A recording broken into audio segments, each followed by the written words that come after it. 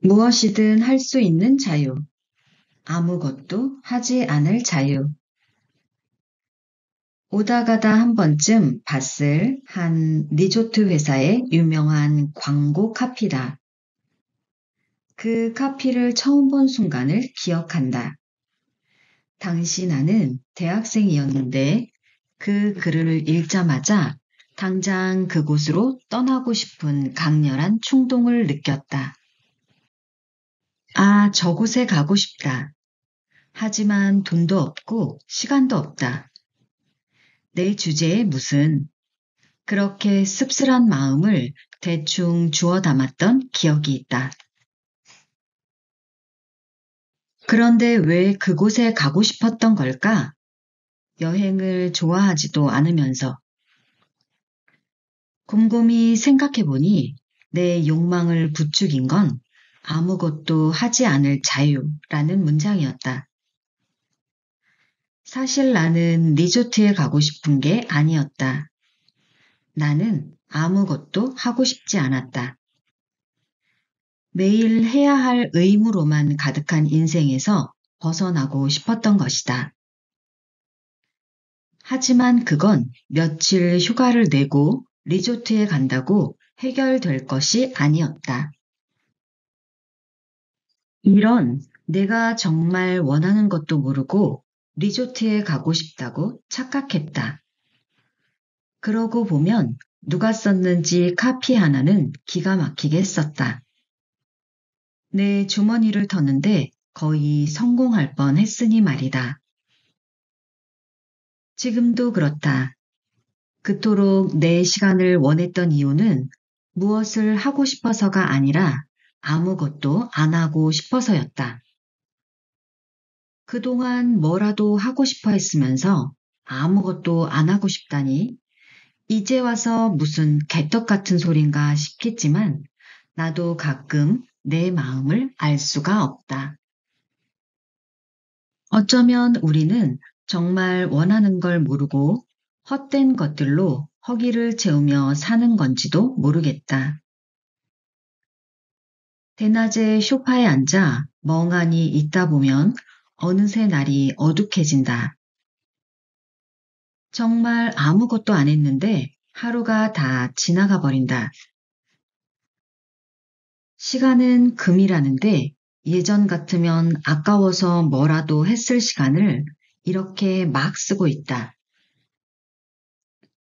평생 낭비라는 것을 해본 적 없는 내가 마음껏 시간을 낭비하고 있다. 뭐니 뭐니 해도 낭비는 인생 낭비만 한 게 없다.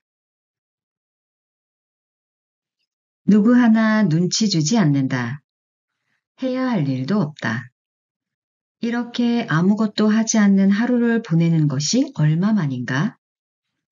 이런 하루를 보내고 나면 뭔가 충만한 기분이 든다. 하루를 온전히 나를 위해 쓴 것 같은 기분. 낭비가 아니라 무언가로 가득 채워지는 기분이다. 무언가를 해야만 의미 있는 시간이 아니다. 때론 아무것도 하지 않는 시간이 더 큰 의미가 있다. 나에겐 그런 시간이 필요했다. 영원히 이렇게 사는 건 좀 문제가 있다. 나 역시 영원히 아무것도 하지 않는 삶을 원하는 것은 아니다. 단지 지금은 이러고 싶다. 조금 더 채워질 때까지. 나는 방전됐던 모양이다. 끊임없이 무언가를 해야 했고 하려고 애쓰는 동안 다 써버린 에너지를 이렇게 아무것도 안 하면서 다시 채우고 있는지도 모르겠다. 나는 지금 충전 중이다. 번아웃 증후군이란 증상이 있다.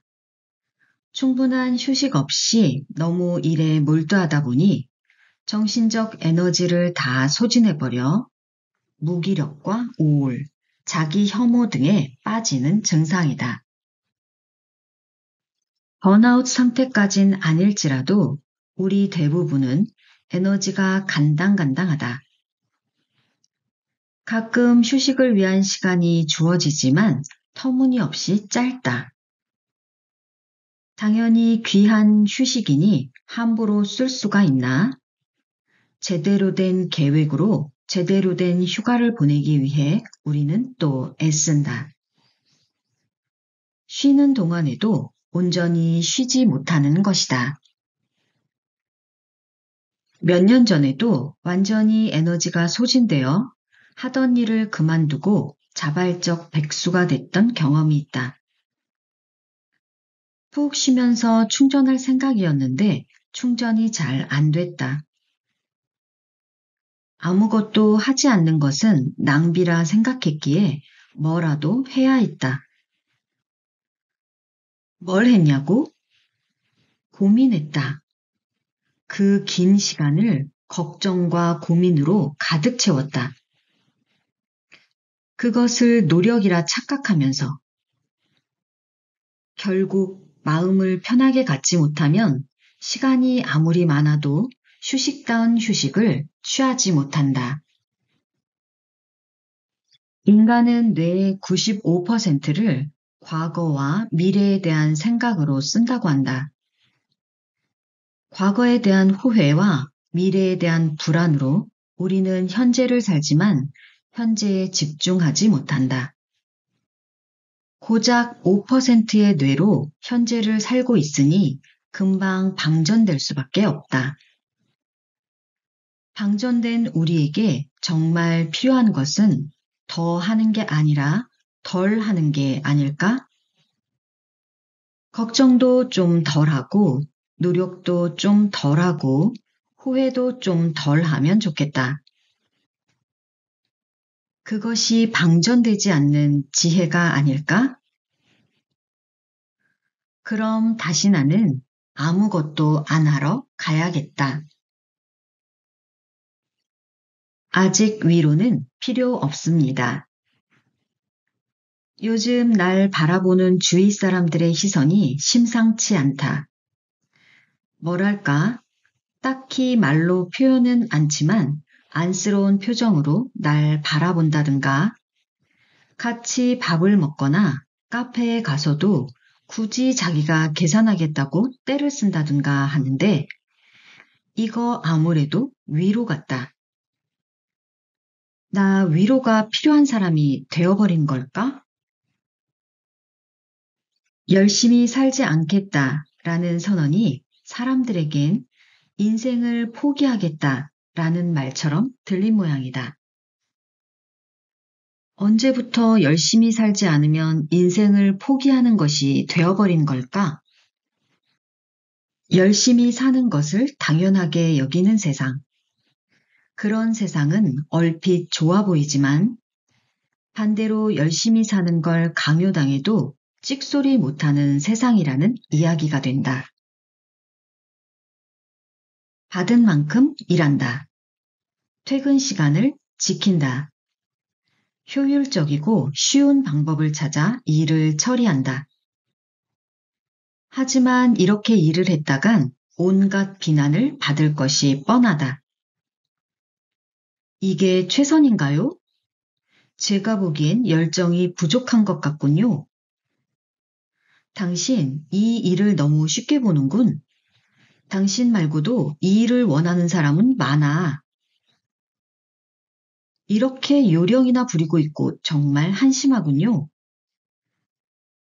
모두가 열심히 세상에선 어떤 변명도 통하지 않는다. 열심히 하지 않은 내가 잘못한 거다. 나는 인생을 포기하지 않았다. 오히려 더 잘 살고 싶은 마음에서 열심히 살지 않기로 결심했다. 욕심도 버리지 않았다. 지금보다 더 많은 돈을 벌고 싶고 내 집도 있었으면 좋겠다. 하지만 그것들을 얻기 위해 무조건 열심히 살고 싶지는 않다. 열심히 하지 않으면서 그 많은 걸 바란다고? 간절함 없이 얻을 수 있는 건 없어. 만약 이런 이유로 그것들을 가질 수 없는 거라면 뭐 어쩔 수 없다고 생각한다. 나는 이런 마음을 포기가 아니라 무심함이라 부르고 싶다.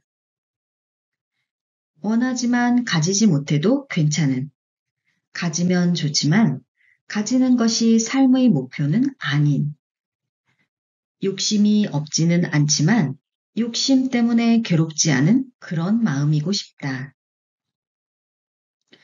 열심히 살지 않는다는 건 일을 안 하거나 돈을 벌지 않겠다는 이야기가 아니다. 일단은 노는 게 좋아서 노는 것에 집중하고 있지만 난 일하고 돈을 벌 것이다. 굶어 죽지 않으려면 그래야만 한다. 단, 열심히의 논리 때문에 내 시간과 열정을 부당하게 착취당하고 싶지 않을 뿐이다. 일 때문에 내 인생의 많은 시간을 빼앗기고 싶지 않다. 적어도 1년에 3, 4개월은 온전히 내 시간으로 갖고 싶다. 그러면서도 생활은 유지했으면 좋겠다. 이런 욕심이 너무 과한가? 자유로운 내 시간은 이미 올해 목표치를 채웠다. 자, 돈만 벌면 된다. 많은 돈을 원하는 것이 아니다. 생활만 가능한 돈이면 충분하다. 그런데 일이라는 게 내가 하고 싶을 때 딱 들어오는 게 아니라 요즘은 일이 없다. 아무래도 돈을 많이 못 벌 것 같은 예감이 든다. 이미 열심히 살지 않으면 생활이 불가능한 상태가 되어버린 것인지도 모른다. 아, 역시 열심히 살지 않는 것은 무리였나? 속단은 이르다. 자유와 돈 둘 중 하나라도 가득 채웠으니 절반은 성공이다. 아직 1년이 안 되기도 했고, 최악의 상황이 되면 다시 열심히 살 각오도 되어 있다. 열심히 살지 않으면 생존할 수 없다는데 별 수 있나? 생존은 부끄러운 게 아니다. 그런 상황이 오기 전까진 이 무모한 도전을 계속해 볼 생각이다. 그때까지 위로는 사양한다. 내가 정말 망하거든 그때 위로를. 어떻게 하면 그렇게 자유로울 수 있는 거냐? 딱 하나만 포기하면 돼. 인생. 난 삼포인데 넌 하나만 포기했으니 네가 더 낫다. 어이, 왜 갑자기 위로하는 건데? 내가 불쌍한 거냐? 혼자만의 시간. 그것이 나의 첫 사회생활이었다. 학교 말이다. 나는 초등학교에 입학하기 전에는 단체 생활을 해본 적이 없다. 유치원에 다니며 미리 단체 생활을 경험하는 아이들도 있지만 우리 집은 그럴 형편이 못 됐다. 입학 전에 기억이 많지는 않지만 주로 혼자 놀았던 기억이 난다. 그러다가 갑자기 학교라는 곳에 들어가고 단체 생활을 하게 됐으니 이만저만 피곤한 게 아니었다. 어떻게 친구를 사귀어야 하는지, 어떻게 어울려야 하는지 몰라 참 난감했다. 8살, 인간관계의 피곤함을 처음 느꼈던 나이다. 시간이 지나 학년이 올라가면서 단체 생활이 좀 익숙해졌지만 여전히 인간관계는 어려웠다. 난 이거 하기 싫은데 싫어도 같이 해야겠지? 내 도시락 반찬을 보고 가난하다고 놀리면 어쩌지? 아무도 나랑 짝꿍을 안 하려고 하면 어쩌지? 사소한 걱정거리들로 마음이 편할 날이 없었다. 방과 후 집에 가는 시간만이 아무도 신경 쓰이지 않아도 되는 시간이었다. 학교에서 집까지는 어린아이의 걸음으로 30분 정도 걸리는 거리였다.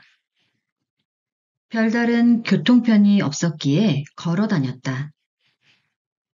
주인 모를 무덤들이 있는 낮은 동산을 하나 넘고 소똥 냄새가 진동했던 농가도 지나고 무서운 형들이 다니는 고등학교 운동장을 가로질러야 하는 대장정이었다. 나는 같은 방향끼리 짝을 지어 하교하는 게 싫었다. 같은 방향의 친구들을 따돌리거나 이런저런 핑계를 대고 혼자 집에 가는 걸 좋아했다. 그 30분이 나 혼자 있을 수 있는 유일한 시간이었기 때문이다. 그 시간이 참 좋았다.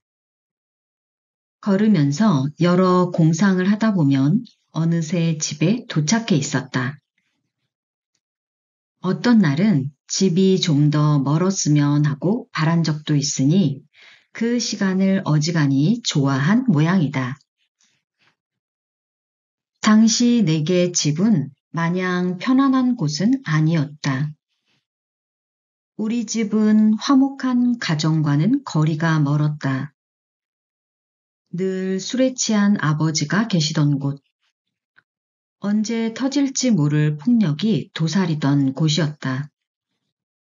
학교에서도 집에서도 마음이 편하지 않았다. 이래저래 사람이 피곤했던 아이는 혼자 있을 시간과 공간이 간절했지만 단칸방에서 5식구가 살았으니 내 공간이 있을 리 만무했다. 어딜 가나 사람, 사람, 사람, 항상 사람들과 함께였다.